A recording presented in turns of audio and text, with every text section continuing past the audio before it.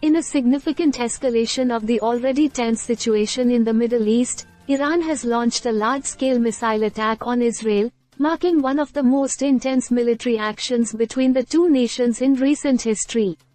This recent barrage, involving around 200 ballistic missiles, is the largest ever directed at Israel by Iran, targeting critical Israeli military and intelligence infrastructure. The attack has sent shock waves across the region, as Israeli defense systems work to intercept the incoming missiles, though some did manage to cause damage on Israeli soil. The immediate cause of this escalation seems to be Israel's recent military actions in Lebanon, including the assassination of Hezbollah leader Hassan Nasrallah. Iran's leadership stated that this missile strike is a direct response to Israel's actions and a warning against further military incursions into Lebanon or Syria, both regions where Iran maintains a strong influence through its proxy forces, like Hezbollah and Hamas. Israel's response to this attack is expected to be swift and decisive. Prime Minister Benjamin Netanyahu has publicly vowed that Iran will pay a heavy price for this strike. In recent weeks, Israel had already ramped up its military operations against Hezbollah and other Iran-backed groups, targeting key figures and infrastructure. With this latest development, there is an increasing fear that the conflict could spiral into a broader regional war, dragging in other powers and destabilizing the Middle East even further.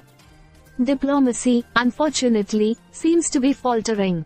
While international efforts, including those by the US, have tried to prevent a direct confrontation between Israel and Iran, the situation has now reached a critical point. The US, Israel's strongest ally, has pledged full support and is coordinating with Israeli officials on possible retaliatory actions. At the same time, Iran's leadership has made it clear that any further response from Israel will result in even more severe consequences. This escalation represents a dangerous moment for the region, as both sides have hardened their stances, and the potential for wider involvement from other countries, such as Lebanon and Syria, looms large. The conflict has already displaced large numbers of civilians and caused significant damage, and there seems to be no easy diplomatic solution in sight.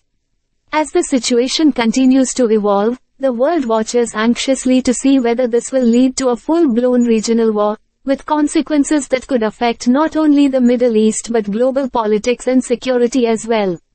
Stay subscribed for more videos.